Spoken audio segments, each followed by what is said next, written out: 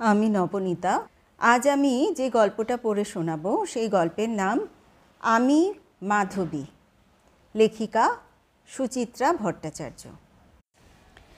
আমি পুণ্যশ্লোক রাজা যযাতির মেয়ে মাধবী। মাতৃ পরিচয় কী হবে জেনে? মা তো শুধুই গর্ভধারণের আধার, তার পরিচয় কোনো কাজে লাগে? আমি জন্মেছি অমিত বীর্য রাজা যযাতির ঔরসে, এই আমার একমাত্র পরিচয়। কুমারী মেয়ের এছাড়া আর কোনো পরিচয় থাকতে নেই যে। পরিচয় কেন, আমার কোনো স্বতন্ত্র অস্তিত্ব আছে কি? মনে পড়ে এক বসন্তের সকালে, আমি তখন সদ্য যুবতী, রাজপুরীর বাগানে প্রিয় সখীদের সঙ্গে ফুল কুড়োচ্ছি। রাজসভায় ডাক পড়ল আমার। গিয়ে দেখি ভারী গম্ভীর মুখে সিংহাসনে বসে আছেন আমার বাবা, কিছুটা বুঝিবা চিন্তিত। সামনে ঋষির বেশে এক দিব্যকান্তি যুবক, পাশে তার এক মহাবলশালী পুরুষ। দ্বিতীয় পুরুষটিকে আমি চিনি, ইনি আমার পিতৃসখা গরুর। নত হয়ে প্রণাম করলাম তাকে, ঋষিকেও। আমার আগমনে সভায় ঈষৎ চাঞ্চল্য দেখা দিল। রাজার ভুরুর কুঞ্চন যেন শিথিল সামান্য। মন্ত্রস্বরে বললেন, শোনো মাধবী, সখা গরুর ঋষি গালবকে আমার কাছে নিয়ে এসেছেন। ঋষি গালব আমার কাছ থেকে এমন কিছু চান যা এরা দেশে দেশে ঘুরেও পাননি। আমি বিস্মিত হলাম, এজন্য আমাকে ডেকে আনার কি দরকার? বাবা আর আমার দিকে তাকালেনও না। অকম্পিত স্বরে ঋষিকে বললেন, মুনিবর, এই মুহূর্তে আপনার প্রার্থনা পূরণ করার সঙ্গতি আমার নেই, কিন্তু বিষ্ণু সখা কিংবা আপনার মতো ব্রহ্মর্ষিকে নিরাশ করা আমার অন্যায় হবে। আপনি এক কাজ করুন, আপনার প্রার্থিত 800 অশ্বের বদলে আমার কন্যা মাধবীকে নিয়ে যান। আমার কন্যাটি অতি সুশীলা, রূপবতী। আশা করি একে পেলে আপনার অভীষ্ট পূর্ণ হবে। ঘোড়ার বদলে আমি? বাবার কথার মাথামুন্ডু কিছুই মাথায় ঢুকছিল না। প্রশ্ন করাও যাবে না কিছু, সে অধিকারও আমার নেই। বিহ্বল চোখে জন্মদাতার মুখ থেকে ঘুরে ঋষি গালবের দিকে চোখ পড়ল। আজ থেকে আমি এরই অধীনা? ভাবতে অবশ্য মন্দ লাগছে না। ক্ষত্রিয় বীর নয় নাই হলো, এমন বিদ্বান ও সর্বাঙ্গ সুন্দর পুরুষ পাওয়াও তো ভাগ্যের কথা। আমার মতো মেয়েরা তো মনে মনে এমন একজনকেই স্বপ্ন দেখে থাকে। অন্দরমহলে খানিক কান্নাকাটি হলো। দাসীরা কাঁদল, সখীরা কাঁদল, মা কাঁদলেন, বিমাতা কাঁদলেন। সকলের কাছ থেকে বিদায় নিয়ে এক বস্ত্রে ঋষি গালবের সঙ্গে রাজপ্রাসাদ ছাড়লাম আমি। পিতৃসখা গরুর অন্য পথে চলে গেলেন। নীরবে হাঁটছেন গালব, পিছনে দুরু দুরু বুকে আমি। মনে মনে প্রস্তুত করছি নিজেকে।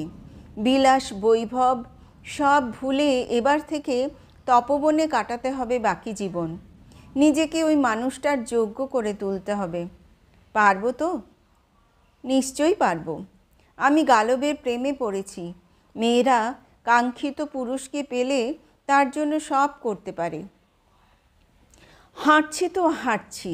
রাজধানী পার হয়ে লোকালয় এলো, তারপর ছোট্ট অগভীর বন।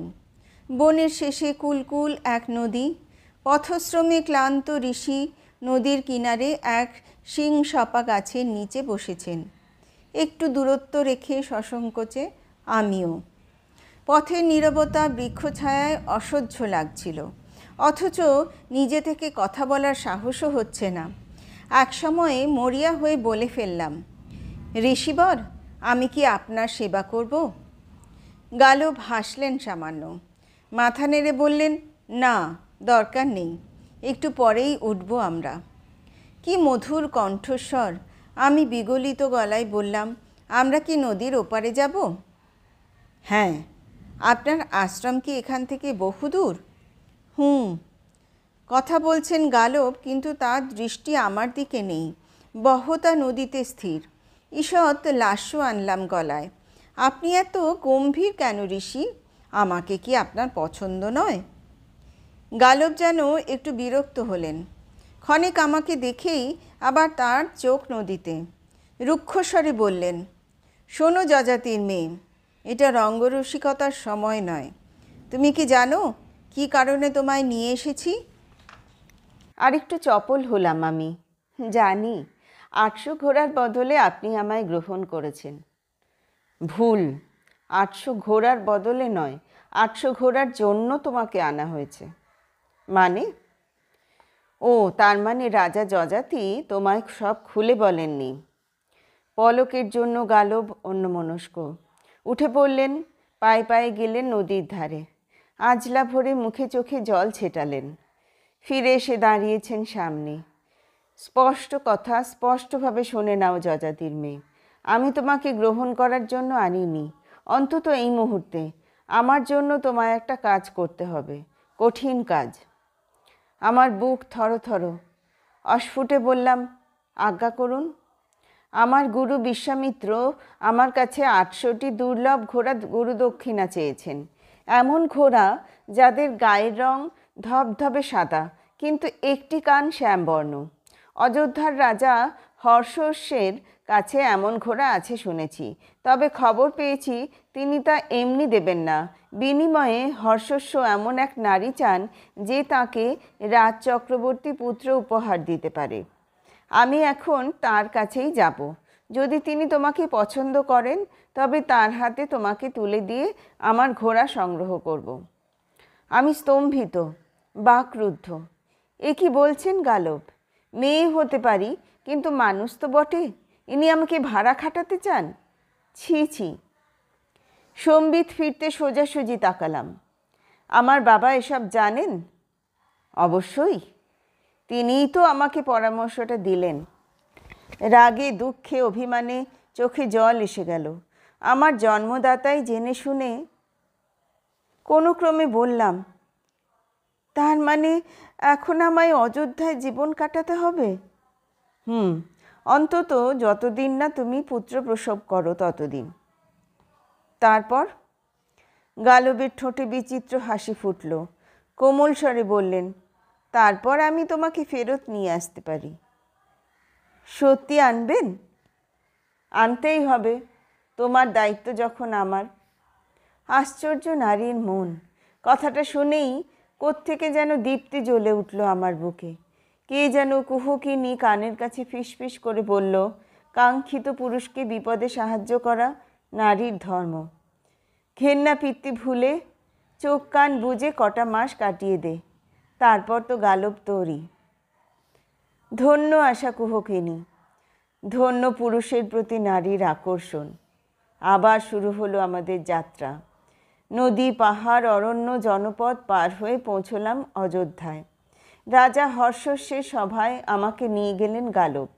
প্রস্তাবটি রাখলেন রাজার কাছে। হর্ষস্য আমাকে খুঁটিয়ে খুঁটিয়ে দেখলেন, যেমনভাবে কোনো বিক্রয়যোগ্য পশুকে দেখে কোনো বণিক।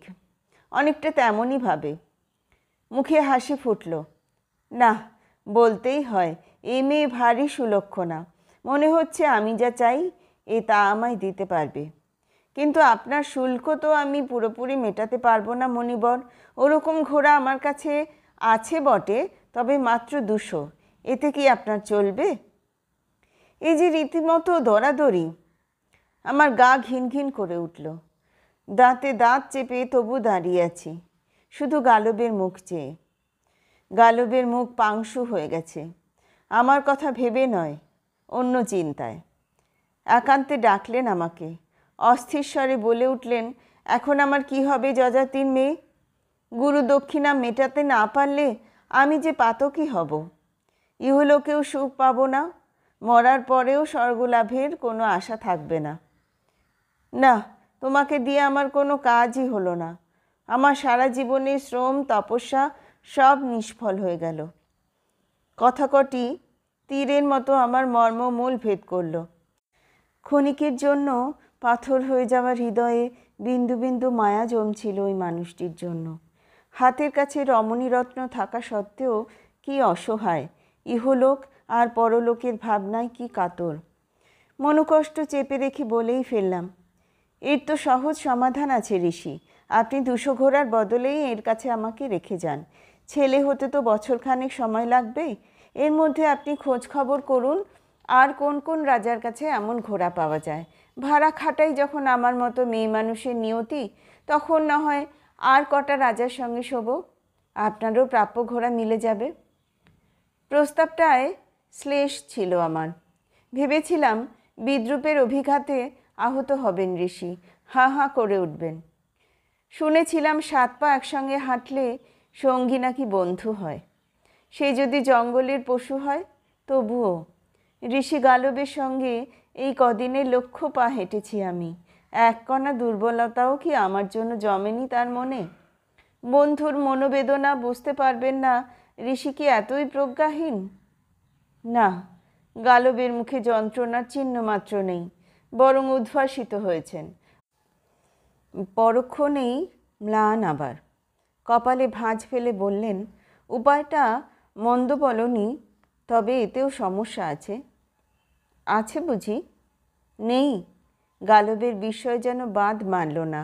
তুমি তো রাজবংশের মেয়ে, জানো না রাজারা কুমারী মেয়ে পছন্দ করেন। এক রাজার সঙ্গে বছরভর কাটানোর পর অন্য কোনো রাজা তোমায় নেবেন? ধন্য পুরুষ। ভাড়া খাটার মেয়ে ছেলেও চাই, টাটকা কুমারীও চাই, একই অঙ্গে। সামান্য ছলনার আশ্রয় নিলাম এবার। হেসে বললাম, এই কথা? এ তো কোনো সমস্যাই নয়। অতি শৈশবে এক ব্রহ্মবাদী ঋষিকে আমি সেবায় তুষ্ট করেছিলাম। তিনি আমাকে একটা অদ্ভুত বর দিয়েছিলেন। বলেছিলেন, প্রতিবার সন্তান প্রসবের পর তুমি আবার কুমারী হয়ে যাবে। যা, এমন আবার হয় নাকি? হয়, আপনাদের মতো পুরুষরা বর দিলেই হয়। সবই তো আপনাদেরই ইচ্ছা নির্ভর, চাওয়া নির্ভর। মনে মনে বললাম, শত শাস্ত্র অধ্যয়ন করেও আপনি কি অজ্ঞ ঋষি? এত জানেন আর এটুকু বোঝেন না? শরীর তো দূরের কথা, হৃদয়ে একজনের জন্য প্রণয় জাগলেই নারী আর কুমারী থাকে না। ঋষি গালব আনন্দের আতিশয্যে আমার হাত জড়িয়ে ধরেছেন। তুমি আমায় বাঁচালে যজাতির মেয়ে, কি বলে যে তোমায় কৃতজ্ঞতা জানাবো? থাক, শুধু কথা দিন, আপনার অভীষ্ট সিদ্ধ হয়ে গেলে আমাকে আপনি। সে আর বলতে, আমি কি বুঝি না এমনভাবে জীবন কাটাতে মেয়েদের কত কষ্ট হয়? গালব চলে গেলেন। আমার ঠাঁই হলো রাজা হর্ষস্যের অন্তঃপুরে। শুরু হলো আমার নদীর জীবন। বয়ে চলেছি, বয়েই চলেছি। দিন যায়, কিভাবে যে যায় সে শুধু আমিই জানি। একে একে 3 রাজার শয্যা সঙ্গিনী হলাম আমি। হর্ষস্যের পরে কাশীরাজ দিবদাস, তারপর ভোজরাজ উশিনর। এরা প্রত্যেকেই মহৎ, কিন্তু পৃথক ধরনের মানুষ। হর্ষস্যের দান ধ্যানের সুনাম আছে, দিবদাস বীর, উশিনর সত্যের পূজারী। শুধু একটি বিষয়েই 3 জনের ভীষণ মিল, মাত্র 200টি ঘোড়ার বিনিময়ে একটি নারীকে ভোগ করতে কারো মনে এতটুকু দ্বিধা নেই। কে জানে, হয়তো এর মধ্যেও ধর্মের কোনো গূঢ় রহস্য লুকিয়ে আছে। সে যাই হোক, এদের কার্যসিদ্ধি হয়েছে। প্রকৃতির নিয়মে এদের প্রত্যেকের গৃহেই আমি গর্ভবতী হয়েছি। 3 জনকেই উপহার দিয়েছি একটি করে পুত্র। হর্ষস্যের ঘরে বসুমনা, দিবদাসের প্রাসাদে প্রদর্তন, উশিনরের রাজপুরীতে শিবী। প্রতিটি জন্মের সংবাদই যথাসময়ে পৌঁছেছে আমার বাবার কানে। আশ্চর্য, তিনিও দৌহিত্র লাভ করে নাকি মোহিত। 3 সন্তানকেই দুধমার কাছে ছেড়ে চলে এসেছি আমি। প্রথমবার যখন অযোধ্যা থেকে গালব আমায় নিয়ে এলেন, বসুমনার জন্য আমার বুক ফেটে যাচ্ছিল। অতটুকু দুধের শিশু ফেলে কোন প্রাণে যাই? হর্ষস্যকে বললাম, ছেলে এখন আমার কাছে থাক, একটু বড় হলে ফিরিয়ে দিয়ে যাব। তিনি সম্মত হলেন না। তার ছেলে অন্যের ঘরে প্রতিপালিত হবে? অসম্ভব। পশু পাখির জগতে শিশু মায়ের, মানুষের জগতে নয়। আমার বুকের দুধ যন্ত্রণার পুঁজ হয়ে জমে গেল, শুকিয়ে মরে গেল 3 বার। উশিনরের প্রাসাদ থেকে বেরিয়ে গালবকে বললাম, এখনও তো আপনার 200 ঘোড়া সংগ্রহ বাকি, এবার কোথায়? গালবকে সেদিন একটু যেন বিমর্ষ দেখাচ্ছিল। হতাশ স্বরে বললেন, আমার চেষ্টা বোধহয় সফল হলো না, সমস্ত শ্রম আমার ব্যর্থ হয়ে গেল। গালবের শ্রম? হাসি পেল। তবু প্রশ্ন, কেন, কি হলো? মহা সমস্যায় পড়ে গেছি। কালই গরুর আমার কাছে এসেছিলেন।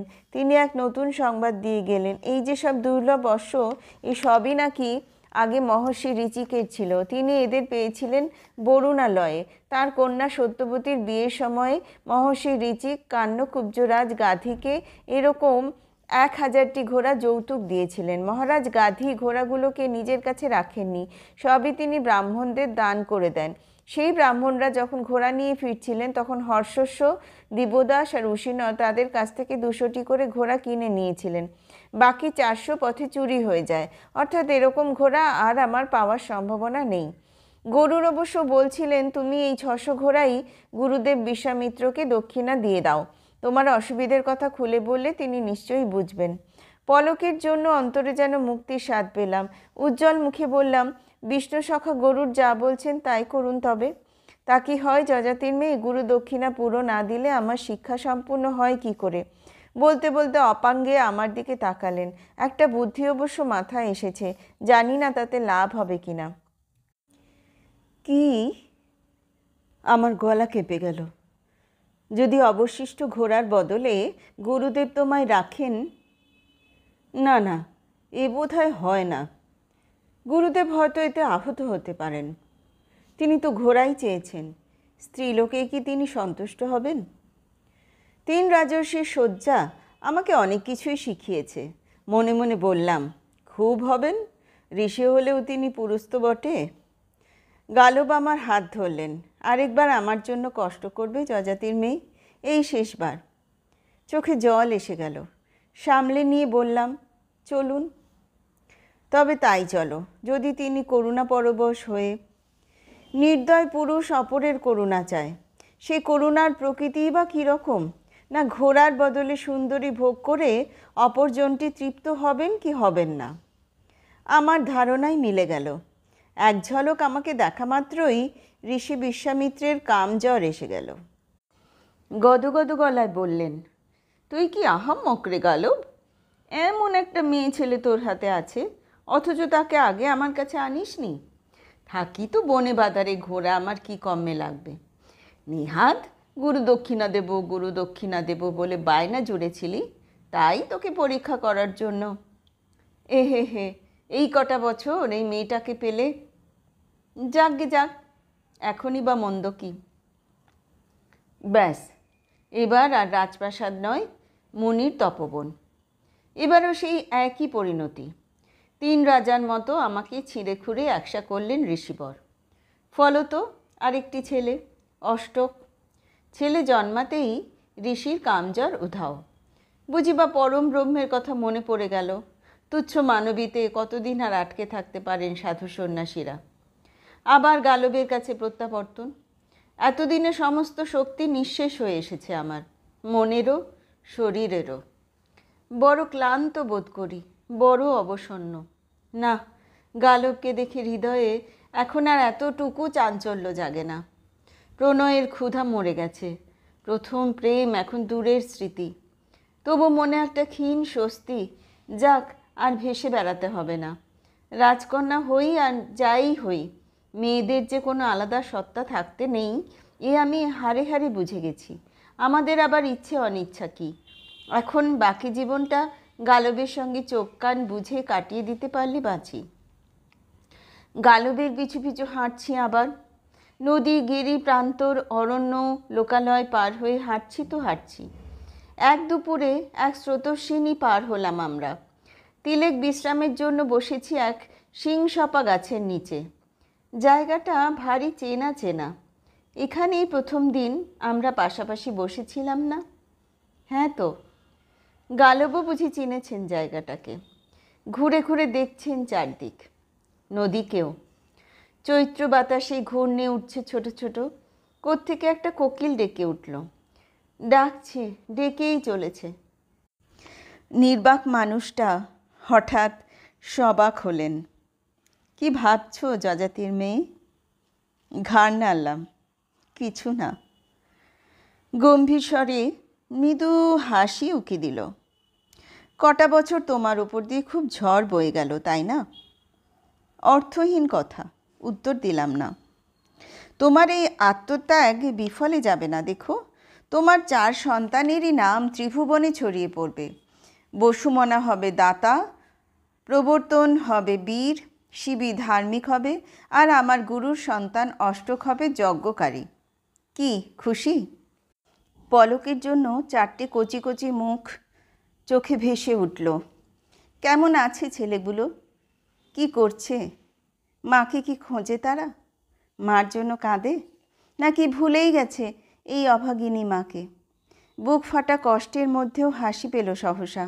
গালব আশীর্বাদ করছেন আমার ছেলেদের, আমাকে নয়। মেয়েদের এতটুকু গৌরব দিতেও এত কার্পণ্য! হায় রে পুরুষ!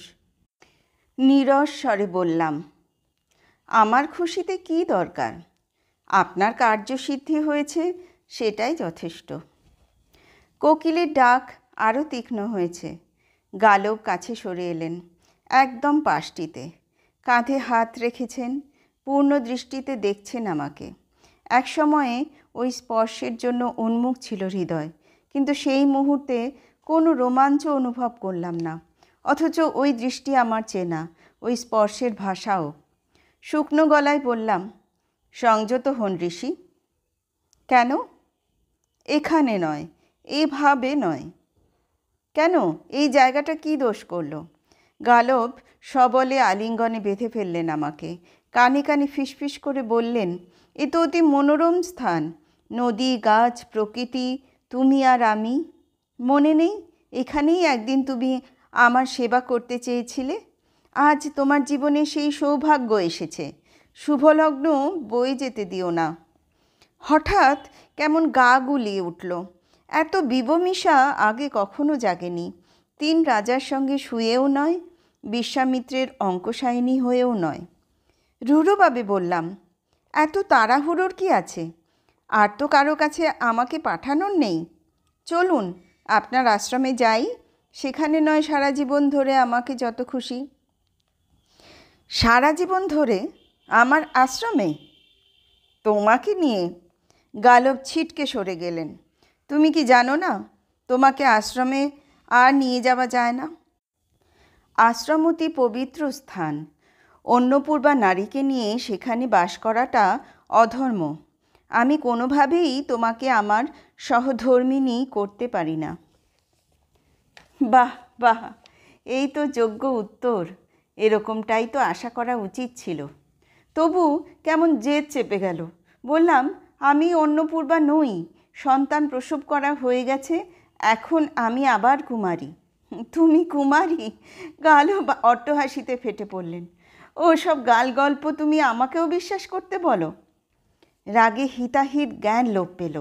চিৎকার করে উঠলাম, যদি জানেনই গাল গল্প, একের পর এক পুরুষের কাছে আমায় কুমারী সাজিয়ে পাঠালেন কি বলে? এতে অধর্ম হয়নি? তুমি নেহাতি বোকা যজাতির মেয়ে, এও বোঝো না? মহৎ কারণে ছোটোখাটো ছলনার আশ্রয় নিলে কোনো পাপ হয় না। গালব আবার আমায় আলিঙ্গন করলেন। বাজে তর্ক করো না, এসো আমরা মিলিত হই। চিন্তা নেই, তোমার বাবার কাছে তোমাকে পৌঁছে দিয়ে আসব। কখনো না, আপনি ছোঁবেন না আমাকে, সরে যান। না, এরপর গালব আর আমাকে ছোঁননি। বোধহয় তার মানে লেগেছিল। বাবার হাতে নামহীন যজাতির মেয়েকে তুলে দিয়ে চিরতরে বিদায় নিলেন ঋষি গালব। এখানেই আমার কাহিনী শেষ হয়ে যেতে পারত। বাদ বাকি জীবন রাজা যজাতির অন্তঃপুরেই সুখে না হোক শান্তিতে কাটিয়ে দিতে পারতাম। রাজকন্যাদের তো আর পেটের ভাতের অভাব হয় না। কিন্তু বিধিবাম মহাপুণ্যবান রাজা যজাতি দুবেলা কানের কাছে এসে হুঁশহাস নিঃশ্বাস ফেলেন, ঘরে অবিবাহিতা মেয়ে রয়েছে বলে তার নাকি রাতে ঘুম হয় না। আরও দুঃখ, মেয়েরা পতিহীন থাকলে মরার পরে স্বর্গে তার নাকি ঠাঁই হবে না। অতএব মেয়েকে পাত্রস্থ করতেই হবে। ওদিকে মনে আবার সংকোচও আছে, 4টে বাচ্চাওয়ালা মেয়ের বিয়ে দিতে চাইলে অন্য রাজারা হাসাহাসি না করে। অনেক ভেবেচিন্তে 5 ছেলের সঙ্গে পরামর্শ করতে বসলেন রাজা।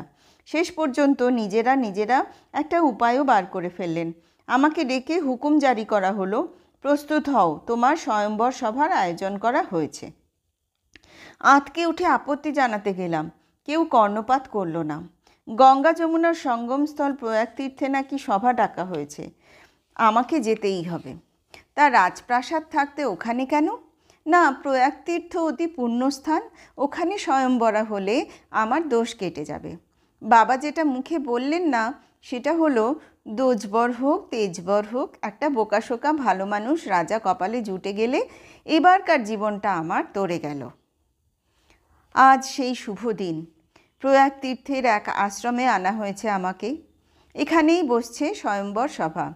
বাবা নিজে আসেননি, রাজকাজে ব্যস্ত। হতেও পারে, নাও হতে পারে, সত্যি মিথ্যে আমি জানি না। আয়োজনে অবশ্য কোনো ত্রুটি নেই। আমার দুই দাদা যদু আর পুরু নিজেরা উদ্যোগ নিয়ে আশ্রম সাজিয়েছে, রাজকীয় মঞ্চ বানিয়েছে, ফুলে গন্ধে আমোদিত হয়ে আছে 10 দিক। লোক লস্কর সিপাহী শান্ত্রী ছুটে বেড়াচ্ছে অবিরাম। আগত রাজাদের আপ্যায়নে যেন কোনো ফাঁক না থাকে। অবাক কাণ্ড, 4 ছেলের মাকে বিয়ে করতে রাজাও কিছু এসেছেন বটে, এমনকি নাগ যক্ষ গন্ধর্বরাও উপস্থিত। এত লোক আমাকে পেতে আগ্রহী কেন? রাজার মেয়ে বলে, নাকি পুত্রদায়িনী সুলক্ষণা মেয়ে মানুষ হিসেবে প্রমাণিত হয়েছি তাই? একটু আগে সখীরা আমায় বধূ সাজে সাজিয়ে দিল। ঋষিকন্যারা বড়মালা গেঁথে ধরিয়ে দিয়েছে হাতে। এবার সভায় গিয়ে পছন্দসই কাউকে পরাতে হবে সে মালা। কাকে পরাবো এই মালা? কোনো হর্ষস্ব দিবদাস উশিনর অথবা বিশ্বামিত্রকে, অথবা কোনো গালককে? এদের একজনকেও না বাছার স্বাধীনতা আজ আমার আছে। কিন্তু তারপর বাবার কাছে থাকা, সেও তো এক পুরুষের আশ্রয়েই বাস। বাবা মারা গেলে ভাইয়ের আশ্রয়, তারাও তো পুরুষ। অপেক্ষা করব ছেলেরা কবে বড় হয়ে মাকে নিয়ে যাবে। হায়, ততদিনে তারাও তো এক একটা আস্ত পুরুষ মানুষ হয়ে যাবে। কোনো পথ নেই, কোনো পথ নেই। জঙ্গলে চলে যাব? বাঘ ভাল্লুক শিয়াল কুকুরদের জগৎ কি মানুষের সমাজের চেয়ে হীন কিছু হবে? ভাবছি আমি, ভাবছি। মালা আমার হাতেই শুকিয়ে গেল।